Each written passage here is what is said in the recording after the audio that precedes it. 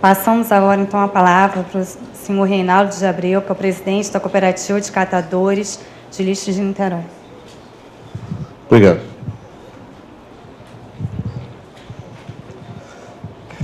Deixa eu ficar de pé, que é melhor. Eu já quero pedir desculpas, porque eu trouxe um PowerPoint, mas ele entrou em conflito com o computador e não quis abrir. Então, eu vou botar algumas fotos e aí a gente vai falar do nosso trabalho. Não. A outra. Isso.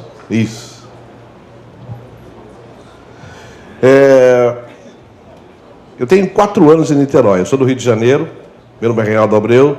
Eu venho da catação, porque existem 3 tipos de catador, né? Catador de rua, o de lixão e o de depósito. O depósito é o mais novo, que é um projeto civilizado. O de rua, que é onde eu vim, é o romântico, é aquele que não se associa a ninguém. Ele não quer saber de cooperativa, ele não quer saber de associação, ele quer o dinheiro dele na hora, porque ele tem necessidades muito urgentes. E o de lixão está acabando em todo o Brasil, graças a Deus, mas esperamos que esse acabar significa colocar em outro local, né? No caso do galpão, porque o de Nova Iguaçu foi muito triste, porque tinham mais de 4.000 catadores e quando o aterro terminou, ficaram 20. Depois 2, para explicar como funciona o aterro de Nova Iguaçu. Inclusive foi feito pela ONG Marapendi, né? A mesma que a Coca-Cola banca para explicar as coisas. Então, o que eu espero é que quando os aterros sanitários venham a fechar, que se tenha um plano definido do que fazer com os catadores. Não adianta você indenizá-los e mandá-los ir à vida. Eles passaram mais de 20 anos fazendo a mesma coisa. O que é que eles vão fazer daqui para diante? Comprar uma carrocinha de cachorro-quente? Alguns tentaram, isso não deu certo. Teria que ter sido feito, antes de fechar, um ano antes, um curso de empreendedor, para ele poder entender como vai funcionar daqui para diante, sem a catação do lixão, que é totalmente diferente da catação de rua. Estamos tentando, já há algum tempo, isso há 4 anos aqui em Niterói, eu sou do Rio, mas vim aqui para Niterói, trabalhar com a cabeça dos catadores de rua. E é difícil, porque eu vim de lá, e um dos nossos maiores problemas está na educação. E isso é comum de entender, que a educação não é só um problema do catador, é um problema do Brasil, né? Haja vezes os índices das escolas. E por esse motivo, a gente também começou a desenvolver um trabalho junto à escola. Eu só consigo entender a educação quando se trata de criança. Qualquer outra coisa é remendo. Porque se você fala em EJA, em outros projetos que já são para adultos, eles já vêm com uma certa deficiência educacional. Então, a criança é o nosso primeiro princípio, e é ali que a gente tem que atacar. Principalmente no que se diz respeito a meio ambiente, educação ambiental, coleta seletiva, que não é da minha geração. E não deve ser da maioria da geração das pessoas que estão aqui dentro. Nós somos forçadores de barra. E o nosso trabalho é diminuir o impacto. A gente não está resolvendo ainda o problema. Ele é maior do que a gente deixou que ficasse maior do que a gente. E aí, a gente desenvolveu com alguns trabalhos...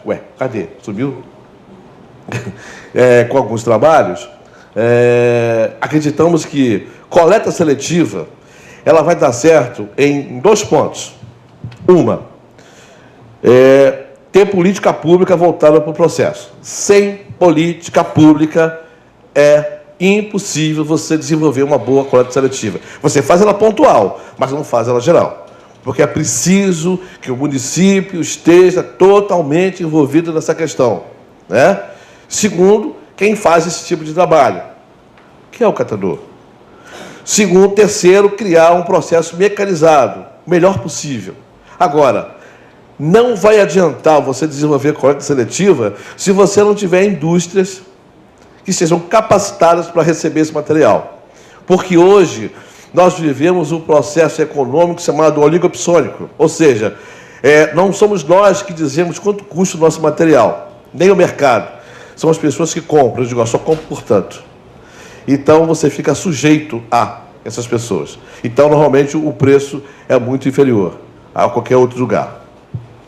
E aí, também nós desenvolvemos um trabalho que é que nós chamamos de campanha pontual. O que é isso?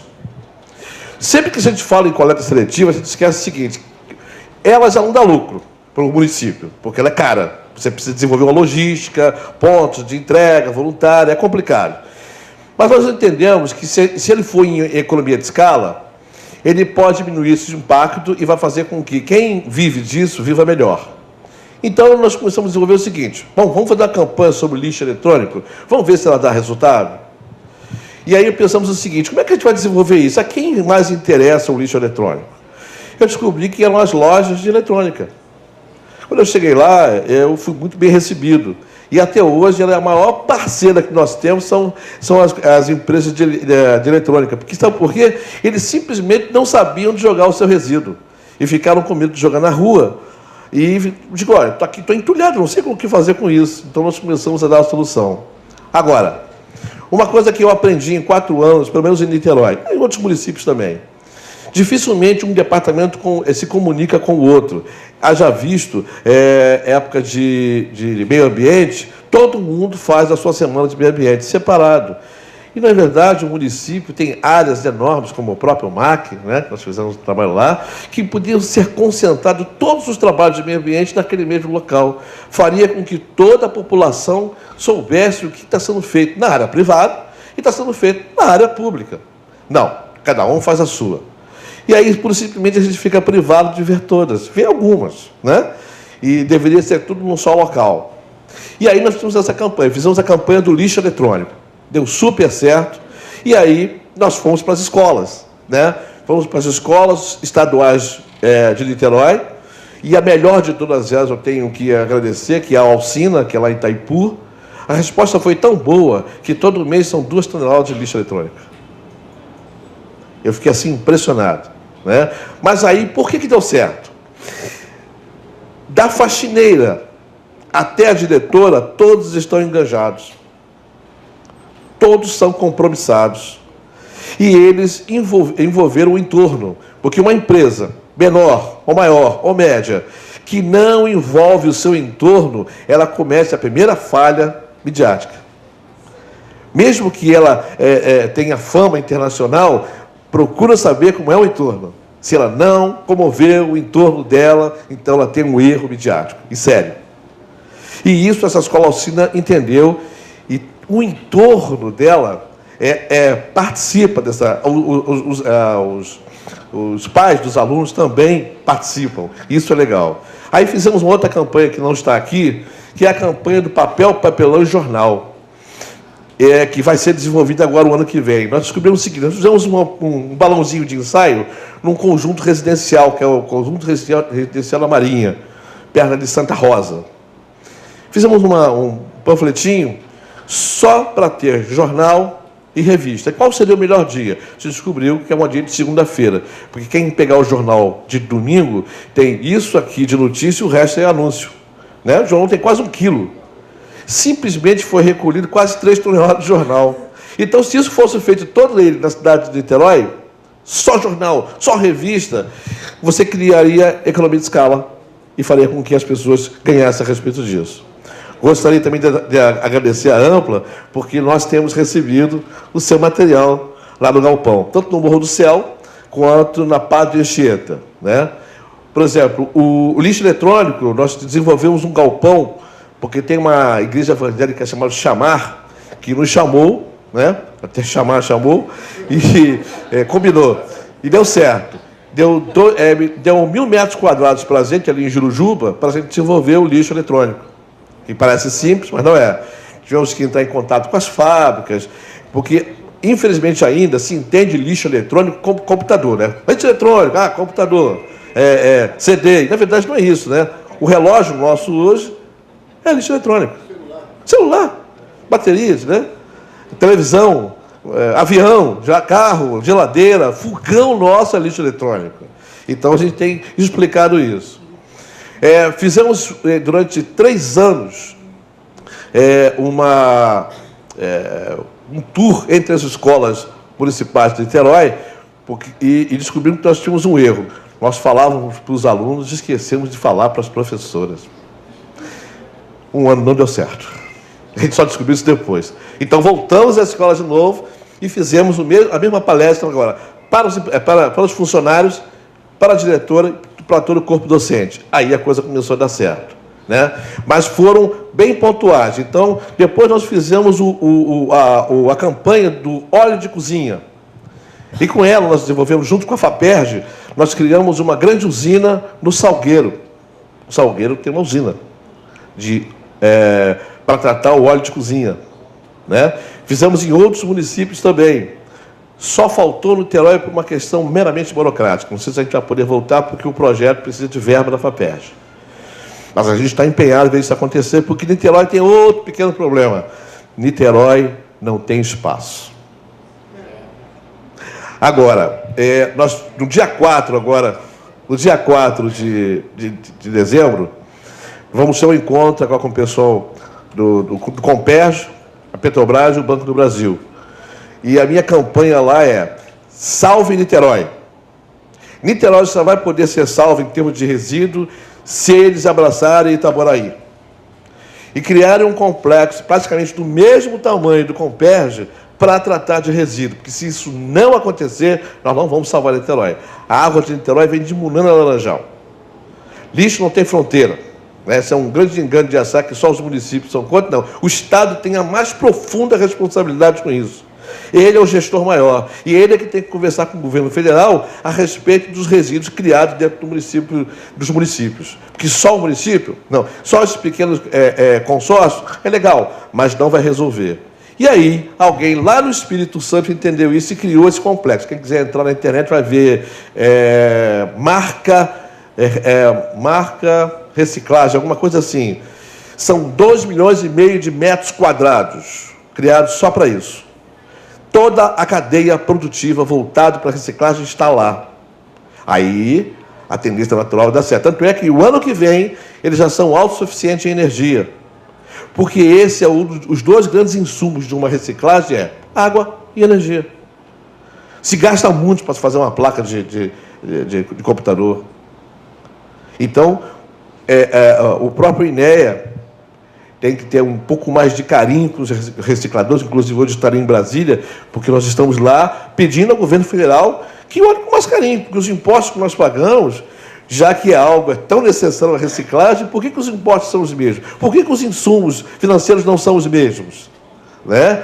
Então, enquanto isso não acontecer, a gente vai estar enxugando um gelinho, né? Porque nós ainda não conseguimos reciclar 4% do Brasil inteiro. Os projetos estão muito dispersos. Dá para passar de novo. Esse aqui é um dos parceiros, que era a Noronha Torrezão. Que é um dos que mais fornece material e faz a nossa campanha. Nós temos um folder, depois vou distribuir o folder para vocês. E esse folder, ele distribui porque a população, de um modo geral, não sabe de colocar o lixo eletrônico. E detalhe, o nosso lixo eletrônico é de responsabilidade da ciência e tecnologia. Aí tem um problema. Ela não tem como recolher. Quem é que recolhe? A Clean. Né? É a nossa salvadora, Clean. Mas é importante que a população saiba desse resíduo, que ele é extremamente contaminante, principalmente a pilha, que tem o cádmio, uma pilha alcalina, né?